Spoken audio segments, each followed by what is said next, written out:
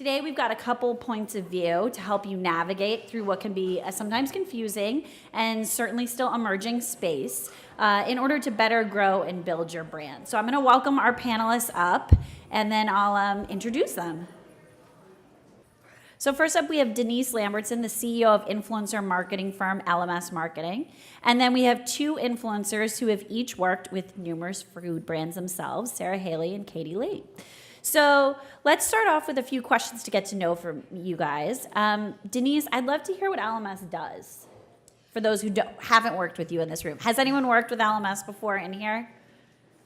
All right, so you got one. It should click on the audio. It'll be okay. On. There you go. There we go. So LMS is a marketing agency, and we specialize in working with startup and growth stage brands and connecting influencers and celebrities for what we call non-traditional partnerships that are really based in authenticity and value alignment that can help small brands grow and help influencers and talent cut through the clutter and find the right opportunities for them. And Katie and Sara, can you tell us about, what your properties are and some of the brands you've worked with? Oh. I have to click it on? No, I don't. Not test? Yeah, you're good. My name is Sara Haley. I actually live here in Santa Monica. And my categories are fitness, health, motherhood, lifestyle. I've worked with Kohl's this year. I've worked with Hint Water forever, almost 10 years now. I was Reebok ambassador for about 7 years. Dr. Preggers, HelloFresh are just some of the few. And what sort of, where are you posting? Yeah, so I'm mostly on Instagram these days. I will do Facebook, and I also have a YouTube channel. Surprisingly, a lot of the brands actually find me through the YouTube channel because they'll come to me and say, we'd like you to create content like this video. But Instagram is definitely my home. And Katie, how about you? I'm Katie Lee. Thank you guys for coming. I'm primarily in the food space. I have a cooking show on Food Network called The Kitchen, so most of my content is about food. I usually post recipes with brands or feature their ingredients. It's really important to me when I'm looking to work with someone that it's something that I actually want to tell my followers about. I have a great relationship with a company called Nulo Pet Food because I have a small dog, Gus, who I'm obsessed with. So my page is mostly food and Gus. So I guess the pet food, it kind of goes hand in hand. So I work with them. I've recently had partnerships with Heinz and Sara Lee. Denise and I worked together on Rayo's. We're friends, but she had seen that I had posted several times how obsessed I was with the sauce, and then we ended up doing. I was watching. We ended up doing a partnership together. Who isn't obsessed with Rayo's? It's really good. It's just a great product. So, for any of you guys, can you talk about a recent food campaign that you guys worked on, what that looked like, kind of maybe what some goals were? Sure. I recently did a campaign with Dr. Preggers earlier this year. I had actually I have 3 kids.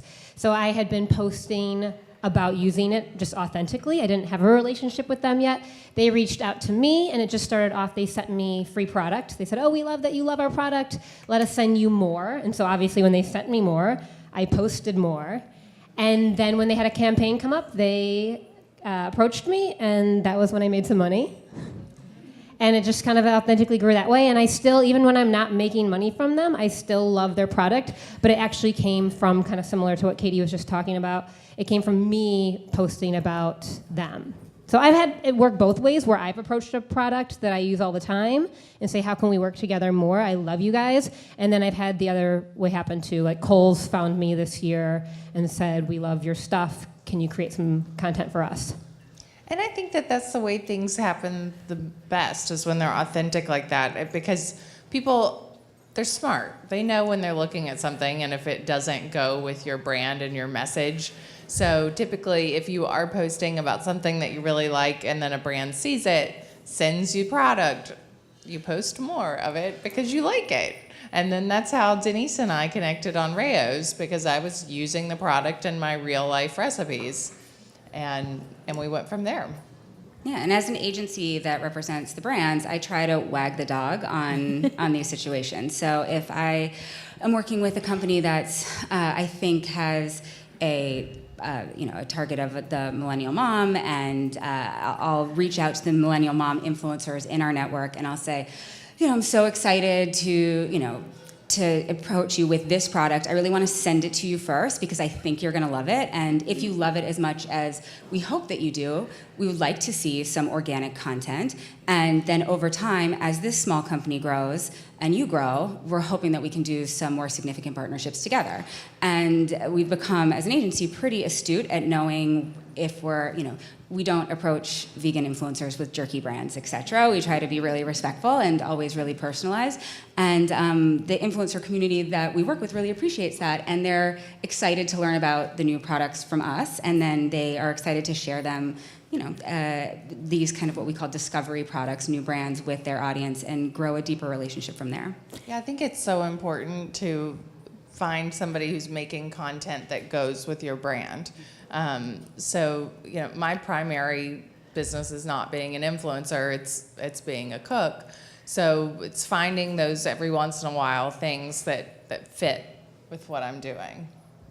Absolutely. But what I love about both Katie and Sara is there's so many different layers to who they are as people that they like to share. So Katie is obsessed with her dog. It's very easy to talk about that. She also really loves fitness as a consumer of fitness, whereas Sara is a fitness expert who's also a mom who also travels a lot. So there's so many different ways to tell the stories of products with people who are quote unquote lifestyle influencers that really stand out. And so kind of identifying what those values are and approaching people with the right kind of product and hearing what they think of it and letting them create content in a way that feels really natural can be a huge boon to small businesses. So I want to drill in on that fitness influencer example you gave. So say I'm a brand and I say, I want to connect with people in the fitness world. Should I target those fitness influencers, or do you target influencers that also have hobbies and maybe can expand your reach beyond that initial community you're trying to look to? Or is it both? For us, it's both, right? Because people participate in fitness as, clients or as just individuals that want to get healthy, and then there are experts who are certified, who teach fitness, who have a specific way that they work. So the experts, I think, are in a better position to talk about ingredient efficacy, functional benefits, things like that about your product, whereas the consumer of fitness, the person that's working out, that's going to the class, is much better equipped to talk about how it's impacted their life, how things have changed for them since they started to use it. So it's just two different sides of very important stories about one product. Yeah, and I think finding somebody who fitness is part of their life, and so that it doesn't just come out of left field. I'm really into fitness, and I always post for this one company called Obey. I'm not being paid by them, but I love them, so I end up posting about them a couple times a week. And I get so many DMs asking me about Obey, and they tell me how many swipes they get for membership because of that. I'm not being paid, I just like it. So I do think that it translates to sales for companies. So when they find somebody who it speaks to their followers, I'm not a fitness expert, but I like to exercise and I like to eat, and so it kind of goes hand in hand. And vice versa, I am a fitness expert who's also a mom. So originally, my Instagram account mostly was fitness. I'm also a pre- and postnatal exercise specialist, which obviously breeds moms and moms-to-be. So, but most of the stuff that I authentically do in my stories is when I'm in the kitchen with my kids. So food just ended up coming into play because it's part of my everyday life. And automatically, when you're in the fitness industry, everybody wants to know what you eat. So I always just back it up by saying, look, I'm not an expert in nutrition. That's not one of my specialties.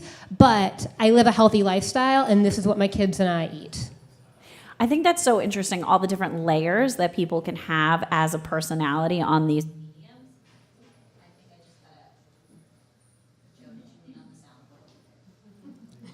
Switch to this mic. Oh, no, we're back. Okay.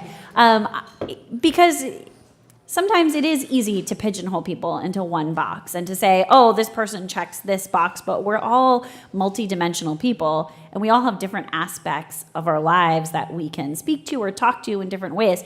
At the same time, that's really hard to think about and manage as a brand. So can you do this on your own, or do you have to work with an agency who understands all the ins and outs of each individual influencer? You can absolutely do it on your own. There is no rocket science. There's no secret sauce.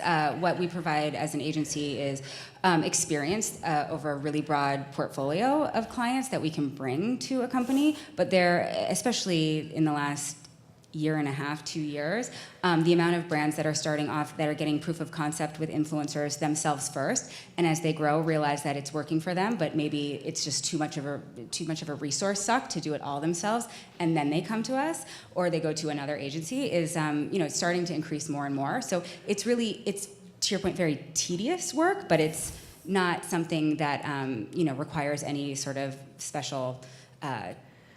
Really specialized training or anything like that. It's so knowing your customer, having somebody who appreciates marketing and understand and can connect with people and is good with people. That's a pretty good place to start. How about you guys? Do you mostly work with agencies? Or brands reaching out to you directly? I work with an agency, so most of the time it goes through my agent. I do not work with an agency. I get most of the emails to my inbox, but I have a PR team.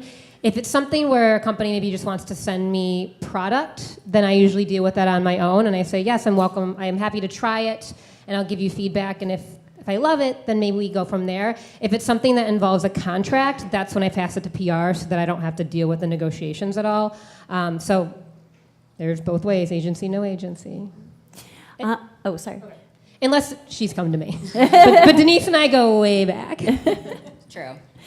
Sara, I think it's so interesting. You have a bottle of hint water with you. I do. To have this relationship with a brand for so long, is that common in the influencer world? Like, how long do your relationships typically last? So Denise and I were joking about this today. I was saying to her, I was so before my time.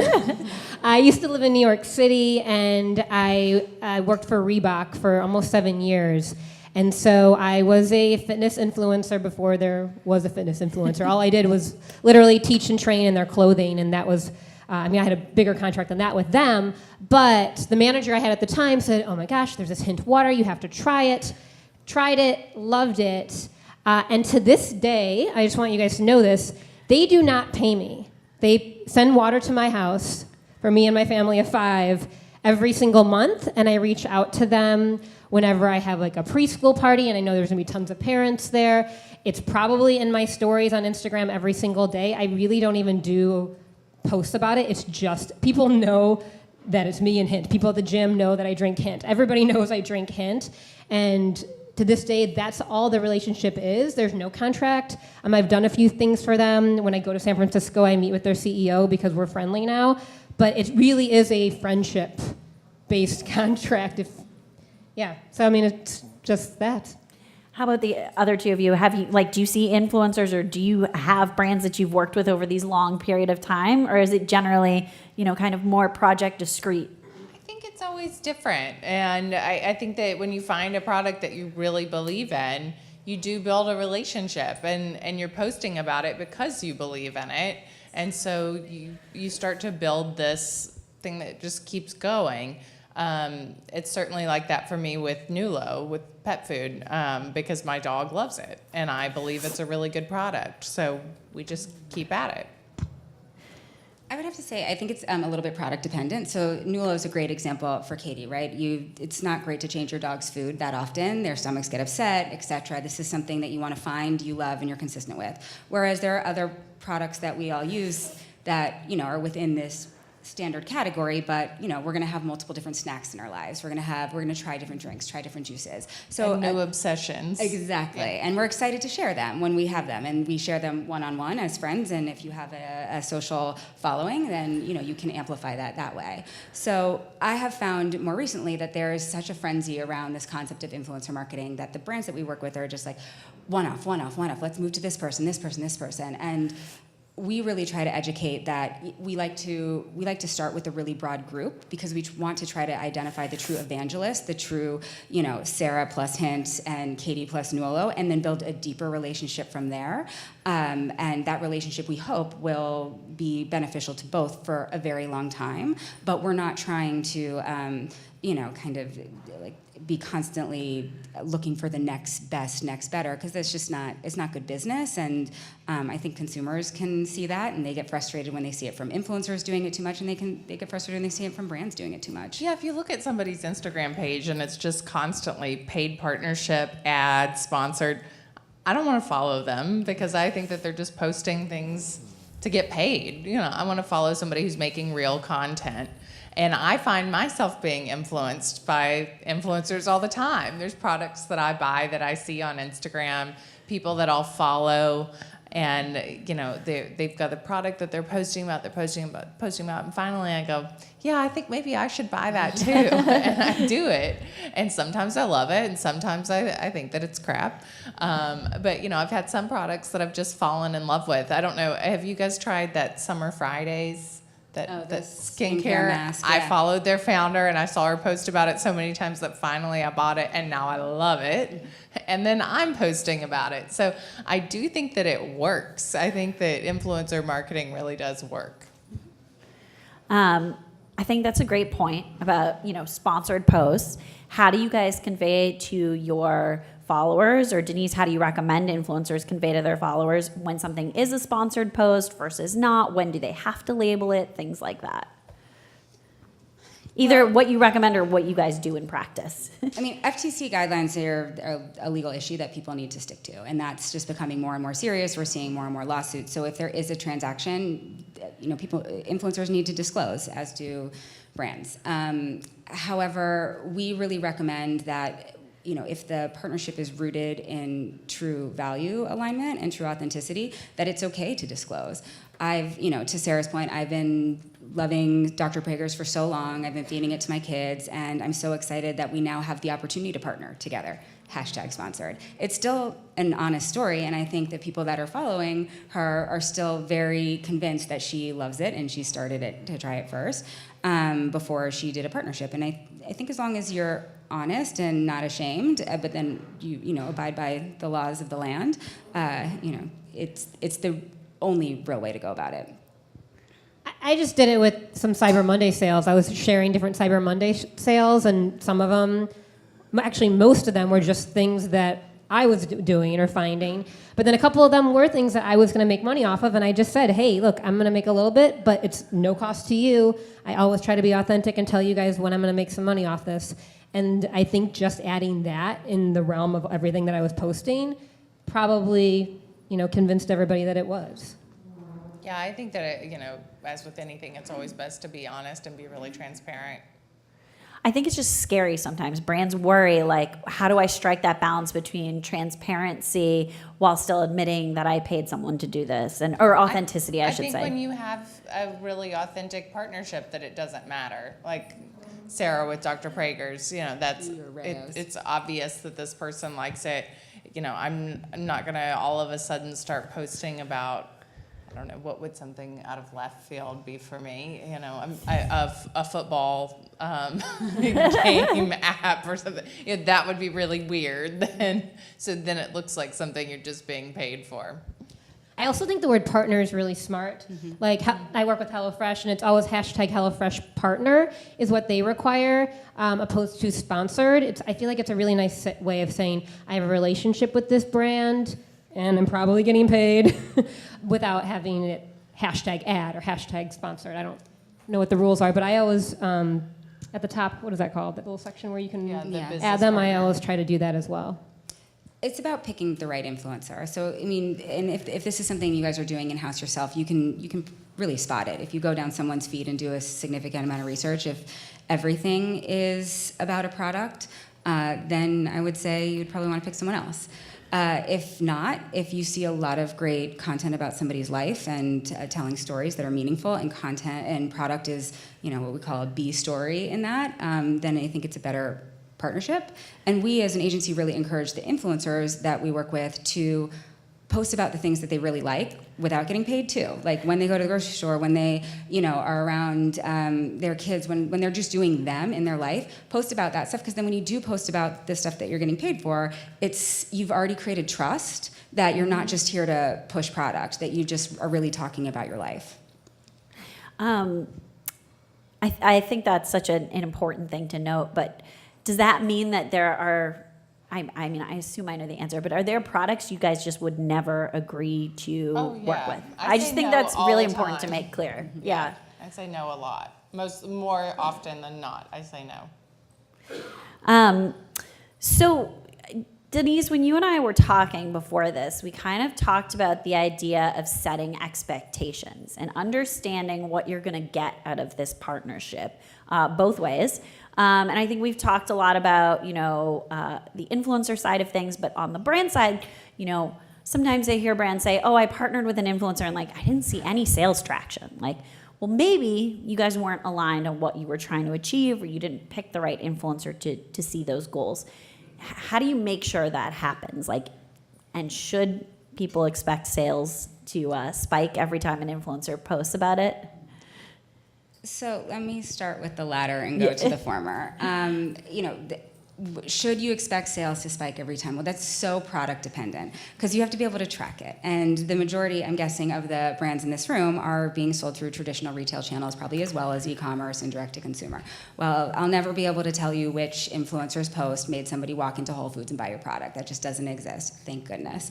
But if you're a direct to consumer only product, you have the ability to track. So, there's not all brands are created equal in this aspect. But one step further back from that, we really, as an agency, identify kind of two main categories of influencers, brand builders and sales converters. They don't look the same. The brand builders might look exactly like you want your target customer to look, and that's really important because you want to convey the message of who is imbibing in your product and who is excited about it, and the story through that partner. And then there are sales converters that might be a little edgier, a little more different, not your target customer, but they're actually going to convert. That your customer might be following them.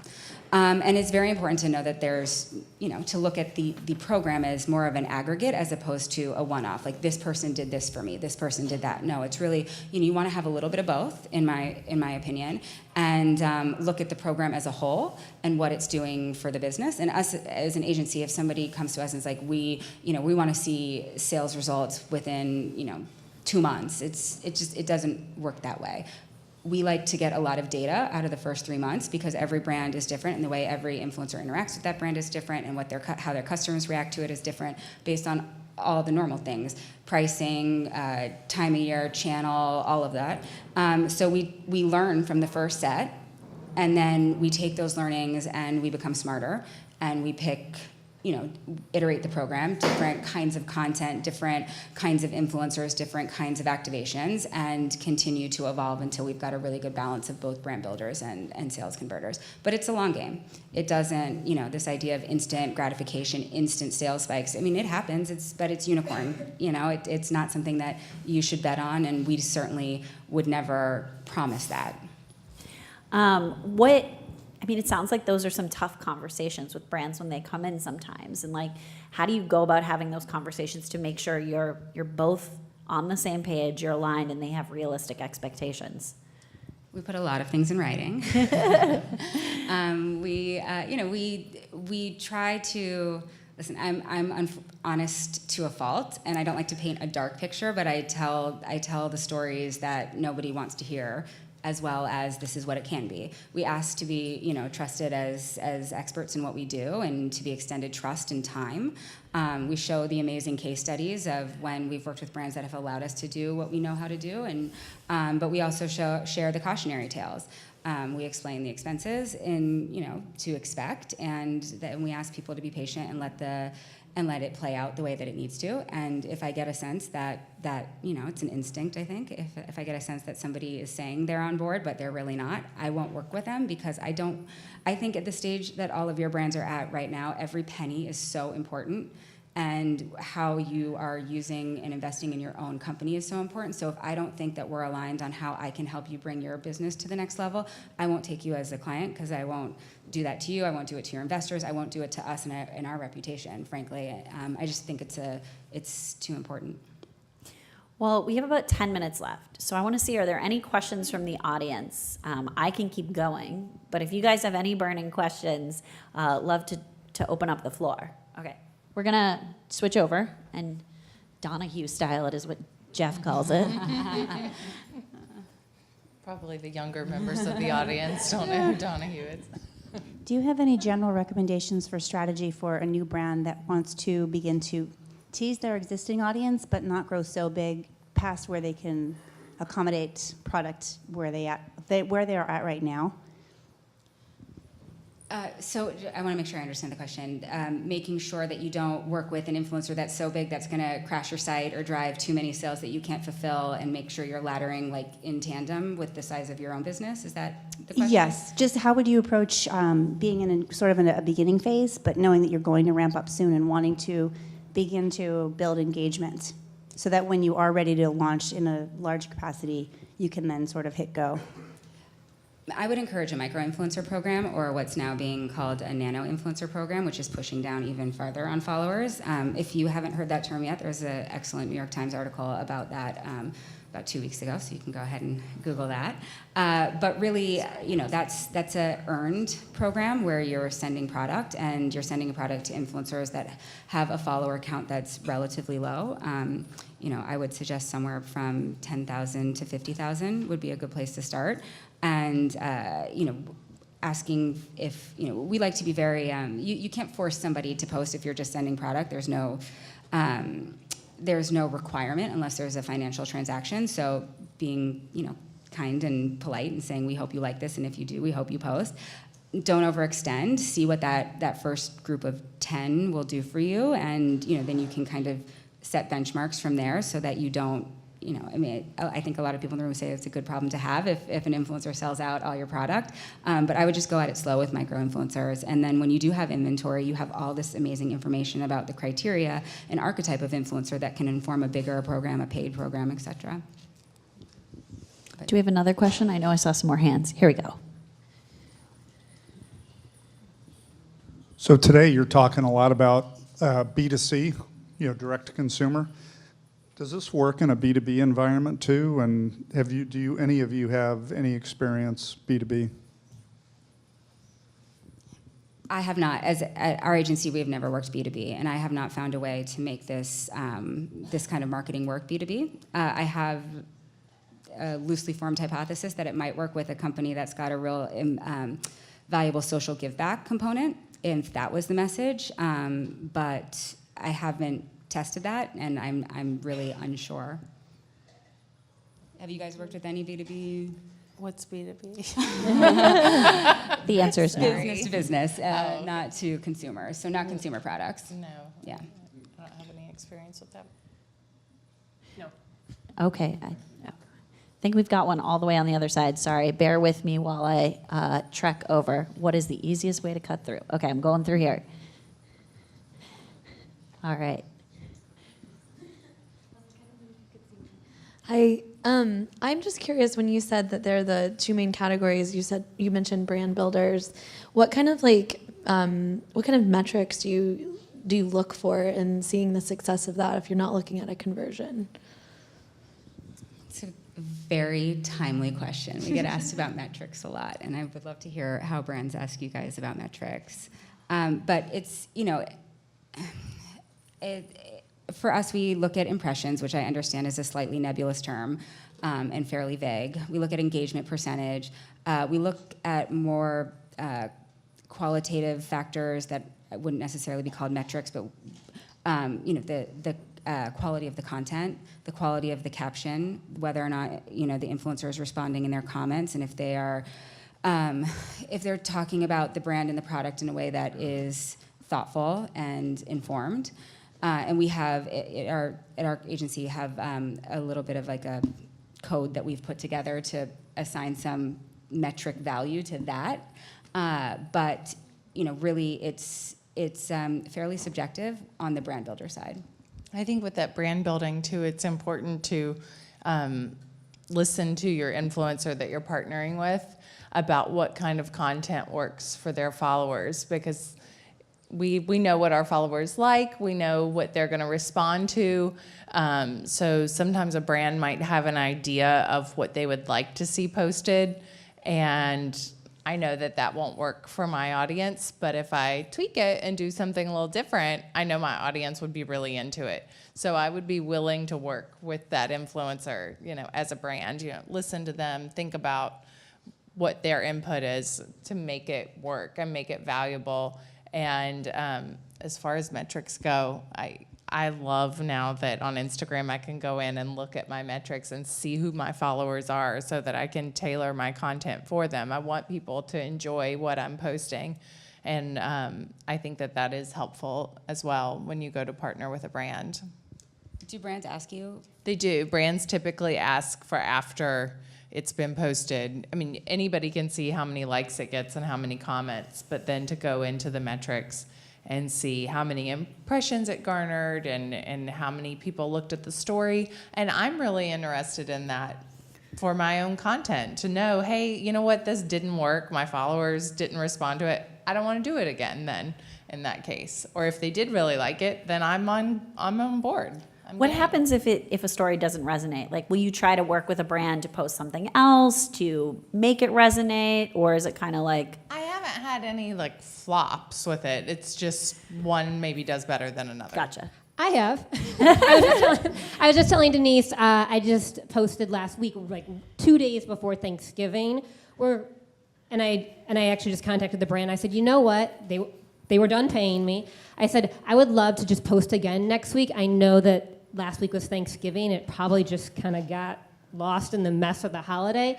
So I would like to post again. But I was going to do that authentically on my own. I didn't have to do #partner. I was just going to do it on my own. And I like the brand. I use it all the time, and I really wanted to do that, both for myself, for my people, because they were going to get a really good deal, and for them.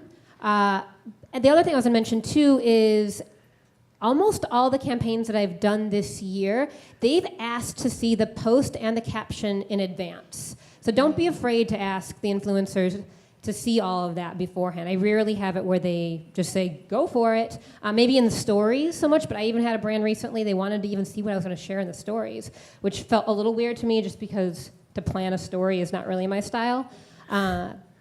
The other thing, too, I wanted to mention, make sure that you ask your influencer, too, who they think their audience is. I mean, the stats can tell us some, but, I really get to know my people, especially through my DMs, or I can pull them for the brand sometimes, too. I don't mind doing that if somebody wants to say, hey, can you just find out if they're interested in this? With all the poll features and the question features, it's such an easy way to ask our audiences what's up.